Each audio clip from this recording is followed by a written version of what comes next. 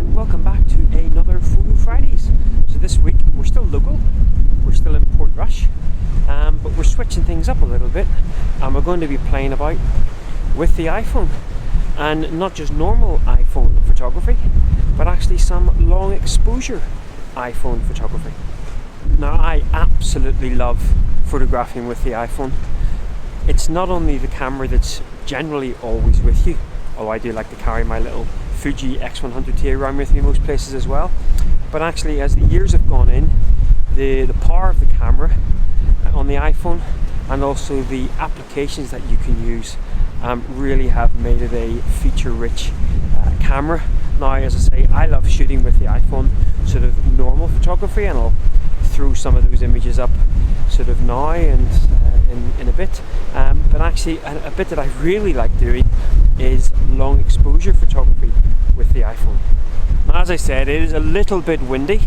The wind's coming in from the northwest, so first thing I'm going to have to try to do is find myself a little bit of shelter, because there's the wind blowing, because I did try just as I come out of the flat earlier on, and with the iPhone I'm generally doing that long exposure photography without any means of a tripod, although I'll talk a little bit about that in a moment, and so the wind will catch your hands. So let's go find somewhere a little bit sheltered, and then hopefully we'll be able to do a little bit of long exposure photography with the iPhone.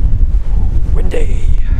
Right, so I think I found a little area just to my left here, your right, and it's in the harbour, and there's a jetty that kind of points along, and so kind of it's not as windy there, so I'm hoping that I'm going to be able to do a little bit of photography there. Now, just a little bit of a word on how I'm choosing to do long exposure on the iPhone.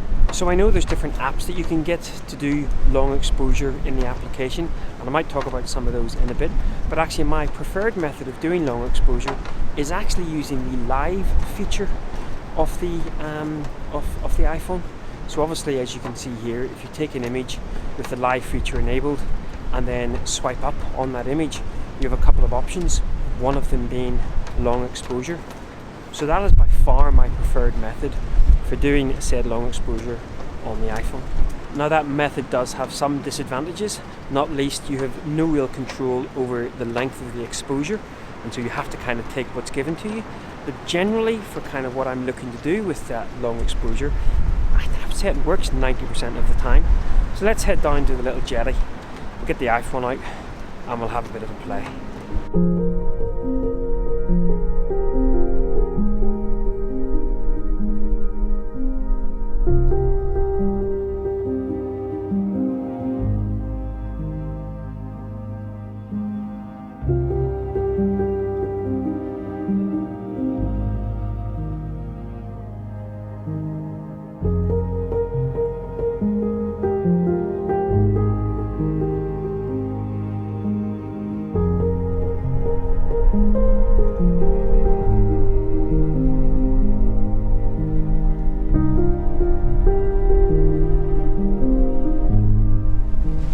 Well, that was a wee bit windy round that side of Moorhead. As I thought, because of the direction of the wind, much more sheltered in here.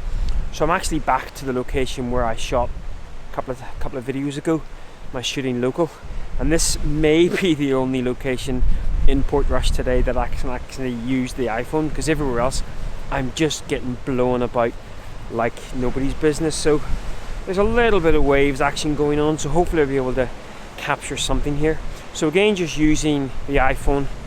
All other aspects of photography are exactly the same. You're still looking for shapes, you're still looking for sort of movement, the contrast of those rocks against the waves, and obviously what you're doing then is you're just using the iPhone in live mode and then choosing the long exposure option.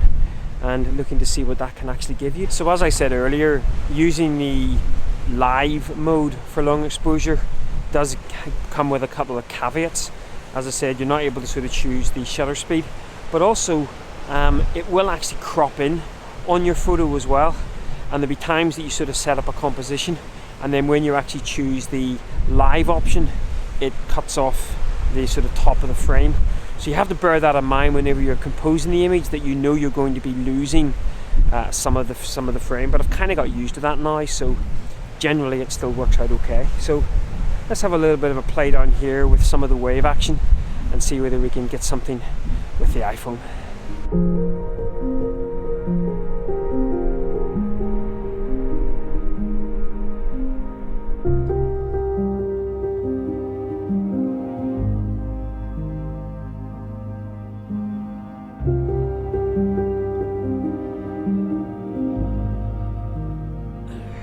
One of the biggest challenges you have with long exposure on the iPhone is generally you're going to be hand holding, especially on days like today where it is quite windy. Now, even though I am sheltered around here, there is still a little bit of hand movement going on, so it's always good to just really, well, you can double click on the image and zoom in on some of the more static areas of the image to see whether they're sharp enough. One of the other options is you could put your iPhone on a little tripod, or maybe one of those clamps, and clamp it off, and then using the timer you can actually have it to shoot after 3 seconds. I'm not sure if you can get a remote release for an iPhone. You can use the iPhone as a remote release for another camera, but I'm not sure you can get a remote release for the iPhone. Maybe you can. Anyway, I have this piece of garbage, which is the DJI Osmo without the camera. This is where you could seemingly put your iPhone in and get wonderfully smooth footage, which, to be fair, you can, but it basically drains the iPhone battery in about 8 minutes, so it is a piece of garbage. But it does hold the camera slightly steadier, so if I was really super critical, I could potentially use the iPhone in here, and using the little thumb wheel you can actually take an image that way, so you're not actually touching the camera itself. So we'll see whether that works out. So my favorite option for doing long exposure on the iPhone is certainly using the live mode, but there is another app that I use from time to time, and that's called slow shutter. Now, within slow shutter you have a lot more control over what you want to do, so you can actually choose the shutter speed, so the quarter of a second, half second.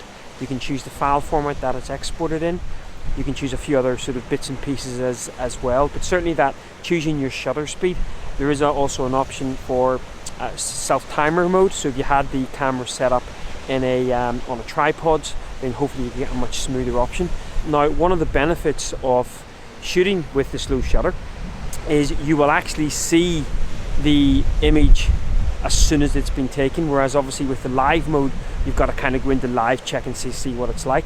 One of the downsides to it, there's a lot of kind of button pressing to sort of clear images, because what you can do, as well as doing long exposure on the with slow shutter, you can actually do multiple exposure as well, which I have actually played with, especially when I'm doing a little bit of what's called intentional camera movement. That is combining long exposure with also moving your camera around, shaking it like you just don't care. Let's have a little play with a slow shutter and see whether we can get something worthwhile.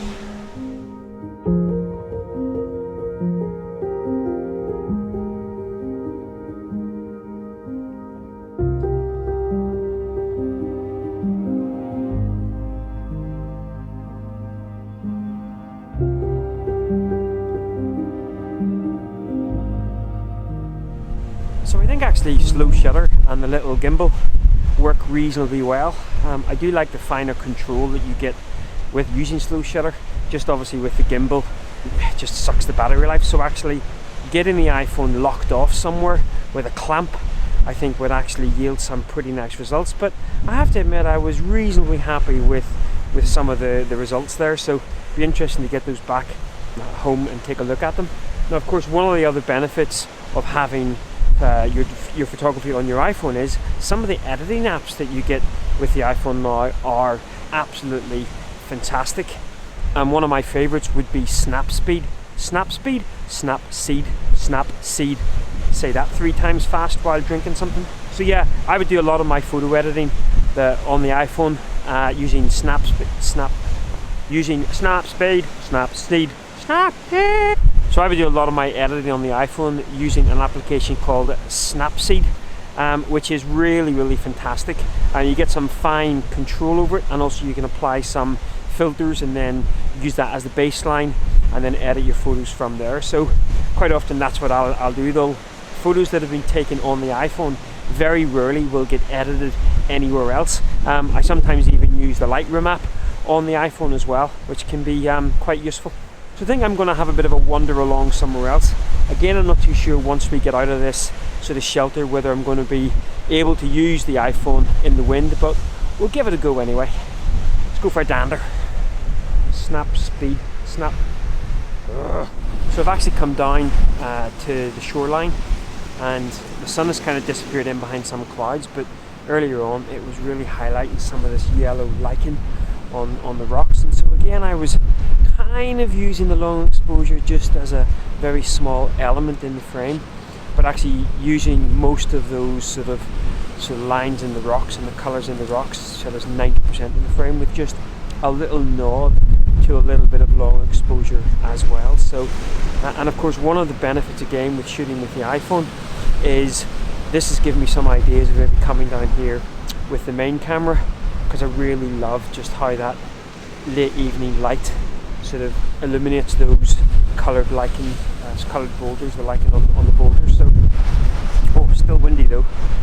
Just a long exposure, still on the iPhone, this time using the live mode. Here comes that light again.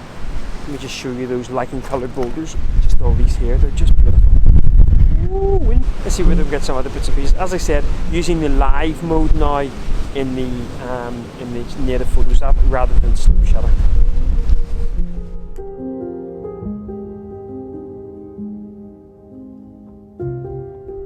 So we're getting some lovely stormlight now. Again, this is the Scaries, which is featured in a couple of my videos of late. But just beautiful. Gotta be cautious about the waves. I don't think they're coming up too far, but there's been a couple of rogue ones again that have been a bit nasty. So again, now one of the problems I'm having shooting with the iPhone is of course the damn battery life on the iPhone. I'm shooting on a 7 Plus, which is obviously a couple of years old. Now I do bring a little battery pack with me, but even it's starting to die to death a little bit, so battery may stop play. It's been good fun actually coming out and shooting with the iPhone.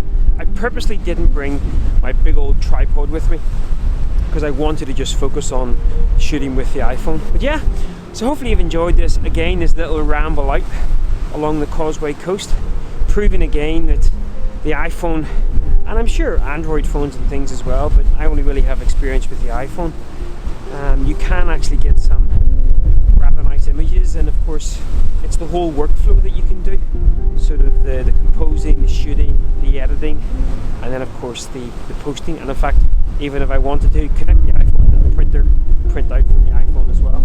I've actually printed up to A3 on the iPhone, and you know what, as long as you're not completely pixel peeping, it's not too bad. I'm going to carry on shooting till the battery dies in the iPhone. We'll catch up again next week. See you later. Bye bye.